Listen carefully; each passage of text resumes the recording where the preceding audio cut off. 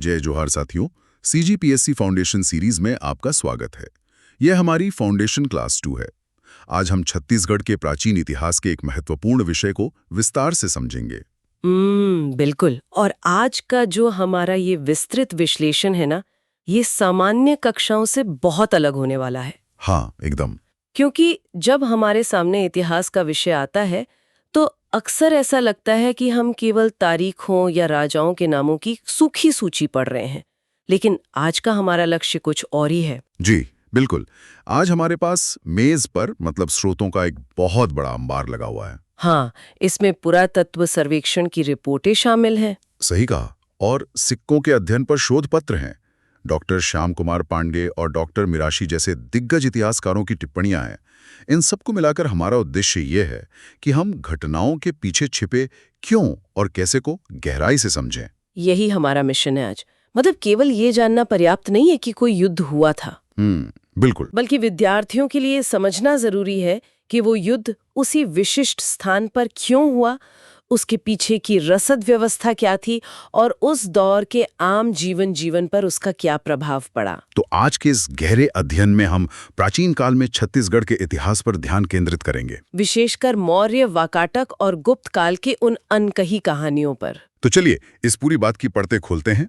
हमारे आज के विषय की शुरुआत एकदम आधार से होती है, यानी हमारे इस क्षेत्र के भौगोलिक और ऐतिहासिक परिचय से। भूगोल ही इतिहास की दिशा तय करता है। बिल्कुल। प्राचीन काल में हमारे इस क्षेत्र को मुख्य रूप से दक्षिण कोसल और महाकांतार के नाम से जाना जाता था। अब ये केवल दो शब्द नहीं है, जी नहीं, इनके भीतर एक बहुत बड़ा और जटिल भूगोल छिपा हुआ है। अगर हम इतिहासकार श्रीराम गोयल और काशी प्रसाद जायसवाल के शोध का गहराई से विश्लेषण करें ना, तो दक्षिण कोसल की जो तस्वीर उभरती है वो बहुत विशाल है। ये कोई छोटी सी जागीर नहीं थी। इसमें वर्तमान छत्तीसगढ़ का रायपुर, बिलासपुर और दुर्ग का मैदानी इलाका तो शामिल था ही, और इसके साथ ही आज के उड़ीसा राज्य का संबलपुर और गंजाम का कुछ हिस्सा भी इसके अंतर्गत आता था। एकदम सही। ये मैदानी और उपजाऊ क्षेत्र था। और दूसरी तरफ था महाकांतार, जिसका जिक्र महाभारत जैसे महाकाव्यों में भी मिलता है। कांतार का अर्थ ही होता है घना जंगल। हाँ, तो ये हमारा आज का बस्तर और कांकेर का क्षेत्र था। यहाँ के जो अभेद्य जंगल और नदियां थीं, वो एक प्राकृतिक किले का काम करते थे। यही कारण है कि इन दोनों क्षेत्रों का इतिहास एक साथ चलते हुए भी बहुत अलग रहा है। मैदानी इलाकों में सत्ता का परिवर्तन आसान था, लेकिन महाकांतार के घने जंगलों में बाहरी राजाओं के लिए नियंत्रण बनाए रखना एक दुस्वप्न के समान था। बिल्कुल। इस पूरे कालखंड को समझने के लिए हमारे पास 3 मुख्य स्रोत हैं। पहला पुरातात्विक साक्ष्य, जैसे रामगढ़ जी गुफाओं के शिलालेख। दूसरा आहत मुद्राएं या प्राचीन सिक्के। और तीसरा साहित्यिक साक्ष्य, जिसमें हरिवंश पुराण और यहाँ तक कि आधुनिक काल में शुक्लाल प्रसाद पांडे जी की कविताओं तक के संदर्भ शामिल हैं। अब यहाँ से कहानी में थोड़ा पीछे चलते हैं। मौर्य साम्राज्य के उस विराट रूप को तो सब जानते हैं। हाँ, लेकिन मौर्यों से पहले जब उत्तर भारत में नंद वंश का शासन था, तब इस क्षेत्र की राजनीतिक स्थिति क्या थी? क्या तब भी ये क्षेत्र पाटलिपुत्र के नियंत्रण में था? इस पर डॉक्टर श्याम कुमार पांडे का शोध बहुत ही तार्किक बात सामने रखता है। जी। उनका अनुमान है कि नंदों और शुरुआती मौर्यों के समय यह पूरा छत्तीसगढ़ क्षेत्र सीधे पाटलिपुत्र के अधीन रहा होगा। और इसके पीछे कोई भावनात्मक कारण नहीं था? बिल्कुल नहीं, बल्कि यह विशुद्ध रूप से रणनीतिक और आर्थिक आवश्यकता थी। रणनीति के नजरिए से देखें तो ये बात एकदम सटीक बैठती है। हाँ, क्योंकि अगर उत्तर भारत की किसी बड़ी शक्ति को दक्षिण की ओर अपना साम्राज्य बढ़ाना है, तो मध्य भारत से होकर गुजरना एक भौगोलिक मजबूरी थी। ये आज के समय के किसी प्रमुख राष्ट्रीय राजमार्ग पर नियंत्रण रखने जैसा था। जो मध्य भारत को नियंत्रित करेगा, वही दक्षिण के रास्ते पर टोल वसूल सकता है। बिल्कुल सटीक उदाहरण है ये। इसी रणनीतिक महत्व को भारत के प्रथम ऐतिहासिक सम्राट चंद्रगुप्त मौर्य और उनके गुरु चाणक्य ने बहुत अच्छी तरह समझा था। मौर्य साम्राज्य केवल कूटनीति से नहीं, बल्कि एक विशाल सैन्य तंत्र के माध्यम से फैला था। और इसका प्रमाण हमें इतिहासकार AC रायचौधरी के विश्लेषण में मिलता है। वे बताते हैं कि चंद्रगुप्त मौर्य की सेना ने दक्षिण में टिन्नेवेली जिले की पोडियल पहाड़ी तक मार्च किया था। अब साथियों, जरा इस रसद और सैन्य अभियान की कल्पना करें। लाखों सैनिकों की सेना, हाथी, घोड़े, ये सब मगध से निकलकर सुदूर दक्षिण तक बिना किसी सुरक्षित मध्यवर्ती ठिकाने के नहीं जा सकते। एकदम सही। इस विशाल सेना को भोजन, पानी और सुरक्षित मार्ग की आवश्यकता थी। इसका सीधा अर्थ ये है कि मध्य में स्थित हमारा ये क्षेत्र यानी छत्तीसगढ़ मौर्य साम्राज्य के लिए एक अत्यंत सुरक्षित बेस कैंप की तरह काम कर रहा था। एक अभिन्न अंग की तरह, जहां से उन्हें दक्षिण के अभियानों के लिए रसद मिलती होगी। लेकिन मौर्य साम्राज्य का सबसे बड़ा और विनाशकारी मोड़ तब आता है जब चंद्रगुप्त के पौत्र सम्राट अशोक सत्ता में आते हैं। अशोक का शासनकाल 273 ईसा पूर्व से 236 ईसा पूर्व तक रहा और उनके जीवन की सबसे बड़ी घटना थी कलिंग का युद्ध। ऐतिहासिक वृत्तांतों जैसे गोकुल प्रसाद जी के उल्लेखों के अनुसार ये युद्ध अकल्पनीय रूप से भयानक था। लगभग 1 लाख योद्धा मारे गए, 1.5 लाख लोगों को बंदी बना लिया गया। युद्ध के बाद अकाल और महामारियों ने जो तबाही मचाई, उसका तो हिसाब लगाना ही मुश्किल है। इतनी बड़ी तबाही कोई सामान्य घटना नहीं थी। इसी नरसंहार ने अशोक के हृदय को झकझोर कर रख दिया और उन्होंने शांति तथा बौद्ध धर्म का मार्ग अपनाया। लेकिन कलिंग युद्ध को लेकर हमारे शोध सामग्री में एक बहुत ही जबरदस्त ऐतिहासिक बहस मौजूद है। हाँ, वो बहस ये है कि जब कलिंग, जो वर्तमान उड़ीसा है, वहां ये विनाशकारी युद्ध हो रहा था, तब उसके ठीक बगल में स्थित छत्तीसगढ़ के लोगों ने क्या किया? उन्होंने किसका पक्ष लिया? ये सवाल बहुत दिलचस्प है, क्योंकि जब पड़ोस के घर में आग लगी हो तो आप तटस्थ नहीं रह सकते। इस पर हमारे स्रोतों में 2 बिल्कुल विपरीत दृष्टिकोण हैं और हमें दोनों को निष्पक्ष रूप से समझना चाहिए। एक तरफ डॉक्टर श्याम कुमार पांडे का मत है।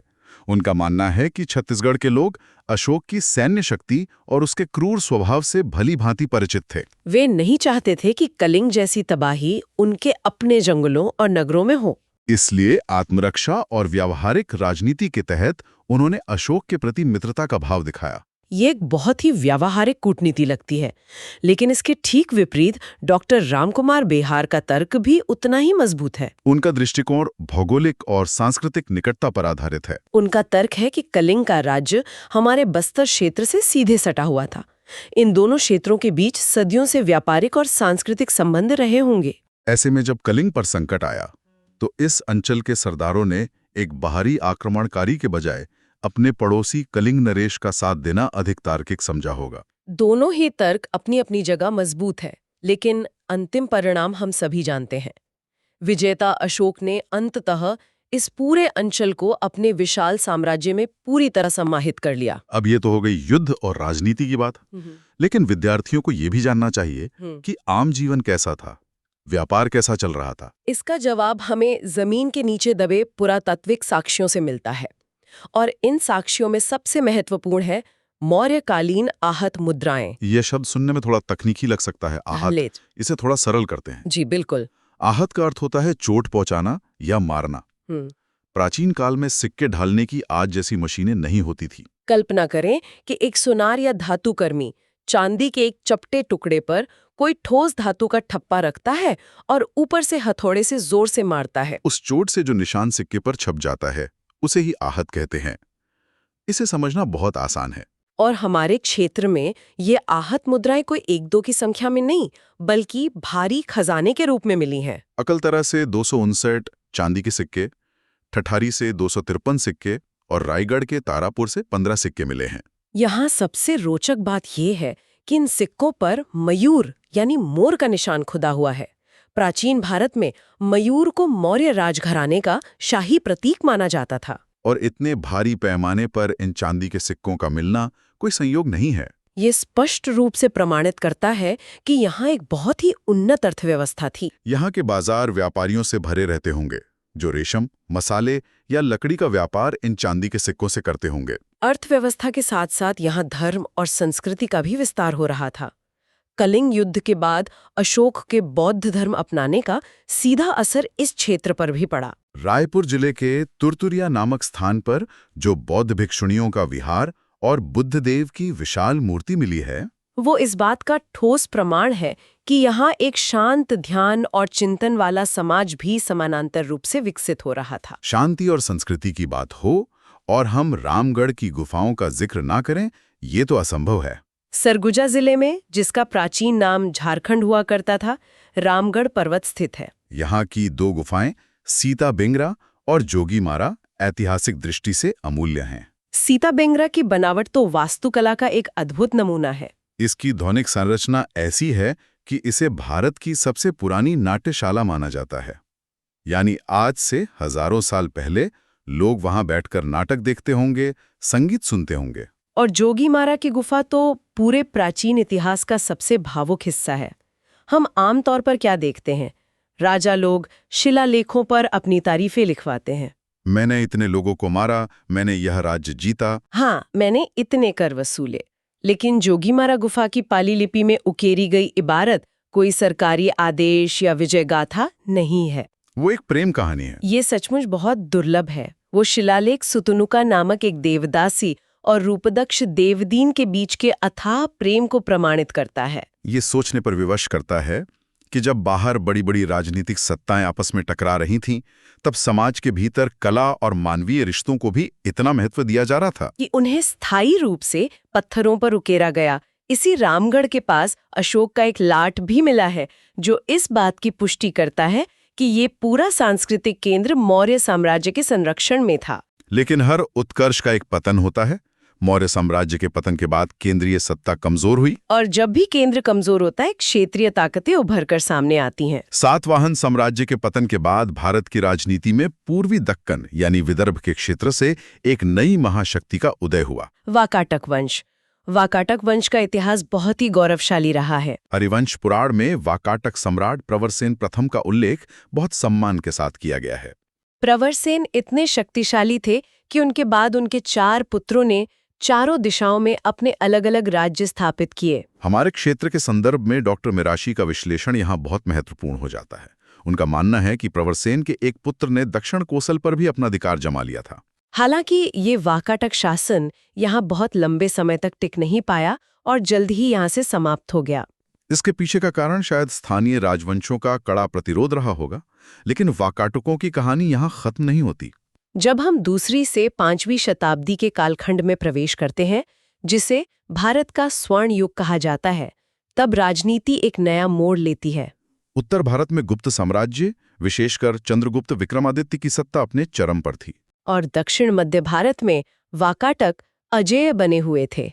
अब यहाँ राजनीति का वो पुराना नियम लागू होता है, अगर दुश्मन को हरा नहीं सकते तो उसे दोस्त बना लो। गुप्त और वाकाटक दोनों जानते थे कि अगर वे आपस में लड़े तो दोनों का भारी नुकसान होगा।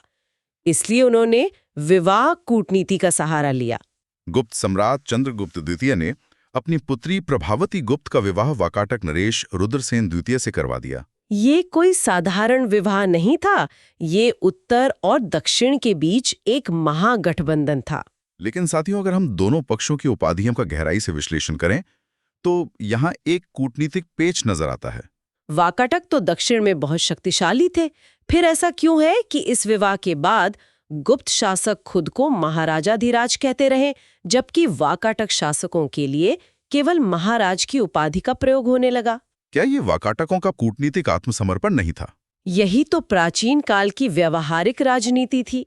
वाकाटकों ने शायद समझ लिया था कि गुप्त सेनाएं अजेय हैं, इसलिए एक अधीनस्थ स्थिति को स्वीकार करना और विवाह के माध्यम से सत्ता में हिस्सेदारी प्राप्त करना युद्ध में नष्ट हो जाने से बेहतर विकल्प था। उपाधियां भले ही छूटी कर दी हैं, लेकिन उनका अपना साम्राज्य सुरक्षित रहा। ये दोनों के लिए एक फायदे का सौदा था। इसी गुप्त काल में एक ऐसा शासक हुआ जिसने इस फायदे के सौदे की सीमाओं को बहुत आगे बढ़ा दिया। हम बात कर रहे हैं समुद्रगुप्त की। उनका दक्षिण अभियान भारतीय सैन्य इतिहास का एक महाकाव्य है। इस अभियान की सबसे प्रामाणिक जानकारी हमें प्रयागराज में स्थित प्रयाग प्रशस्ति से मिलती है, जिसे उनके मंत्री हरिशेन ने लिखा था। इस प्रशस्ति की 19वीं पंक्ति हमारे क्षेत्र के लिए मील का पत्थर है। वो पंक्ति है, कौसलक महेंद्र महाकांतारक व्याघ्रराज। इसका सीधा अर्थ है कि समुद्रगुप्त की अजेय सेना ने दक्षिण की ओर कूच करते हुए पहले कोसल के राजा महेंद्र को हराया और फिर अपनी सेनाओं को महाकांतार के बीहड़ जंगलों में ले जाकर वहां के शासक व्याघ्रराज को पराजित किया। लेकिन यहाँ समुद्रगुप्त की सबसे बड़ी कूटनीतिक जीत उनके युद्ध कौशल में नहीं, बल्कि उनकी ग्रहण मोक्षानुग्रह की नीति में छिपी थी। इसे समझना बहुत जरूरी है। ये नीति 3 शब्दों से बनी है। ग्रहण का अर्थ है शत्रु को युद्ध में पकड़ लेना या हराना। मोक्ष का अर्थ है उसे मुक्त कर देना। और अनुग्रह का अर्थ है कृपा करके उसका राज्य उसे वापस सौंप देना। इसे अगर हम आज के संदर्भ में समझें तो यह किसी कॉर्पोरेट कंपनी के अधिग्रहण जैसा है। एक बड़ी कंपनी ने एक छोटी कंपनी को खरीद लिया, लेकिन बड़ी कंपनी जानती है कि स्थानीय बाजार को सिर्फ पुरानी छोटी कंपनी का मैनेजर ही समझता है। इसलिए उन्होंने उसी मैनेजर को वापस कुर्सी पर बैठा दिया और कहा कि बस हमें हर साल हमारा कर भेजते रहना। ये तुलना एकदम सटीक है। समुद्रगुप्त बहुत व्यवहारिक था।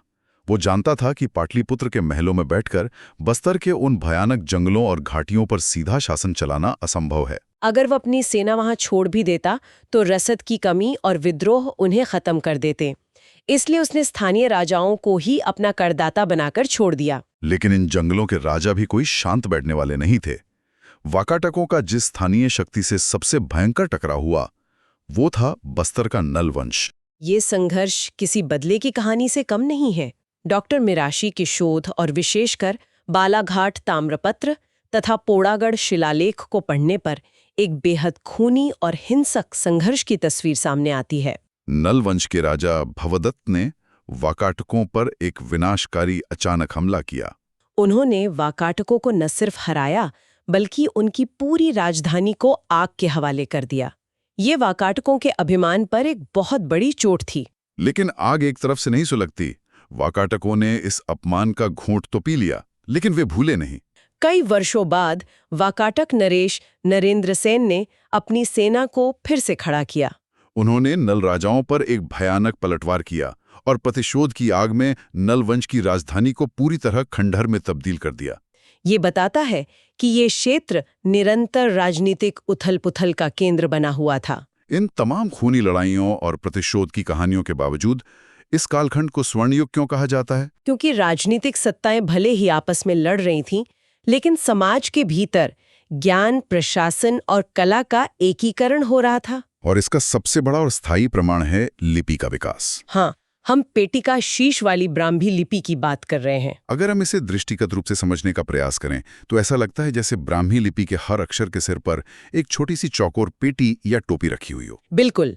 वाकाटकों ने अपने आधिकारिक दस्तावेजों और अभिलेखों के लिए इस विशेष लिपि का प्रयोग शुरू किया था। लेकिन दिलचस्प बात यह है कि वाकाटकों के पतन के बाद भी ये लिपि खत्म नहीं हुई। हमारे छत्तीसगढ़ के बाद के राजवंशों जैसे शरभपुरिये वंश, नलवंशी शासक और पांडुवंशी शासकों ने भी अपने सभी महत्वपूर्ण राजकाज के लिए इसी लिपि को अपना लिया। ये एक बहुत बड़ा सांस्कृतिक वक्तव्य है।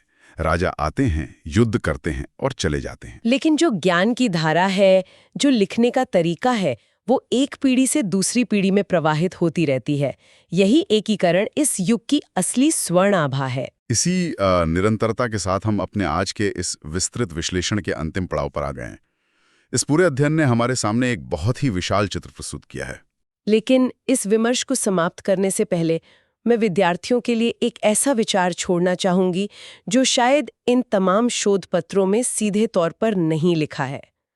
सोचिए, अगर सरगुजा के एक पहाड़ की गुफा में हमें दुनिया की सबसे पुरानी नाट्यशाला और एक देवदासी की अमर प्रेम कहानी उकेरी हुई मिल सकती है, तो बस्तर के उन अछूते और आज भी दुर्गम जंगलों के नीचे न जाने कितने अनकहे इतिहास दबे होंगे। जिन नल राजाओं ने वाकाटकों की राजधानी जला दी थी, उनका अपना वास्तुकला का स्वरूप कैसा रहा होगा? क्या आज भी उन घने पेड़ों की जड़ों के नीचे प्राचीन भारत के कुछ ऐसे रहस्य सो रहे हैं जो अगर कल को खुदाई में बाहर आएं तो शायद हमें अपना ये पूरा इतिहास फिर से लिखना पड़े। ये रहस्य ही इतिहास को जीवित रखता है। उम्मीद है ये फाउंडेशन क्लास 2 आपको छत्तीसगढ़ के प्राचीन इतिहास को गहराई से समझने में मदद करेगी। आपकी CGPSC परीक्षा के लिए ढेर सारी शुभकामनाएं। अगर ये क्लास उपयोगी लगी हो तो चैनल को सब्सक्राइब करें, वीडियो को लाइक करें और कमेंट में अपनी राय जरूर लिखें। जय जोहार और good luck for your exam.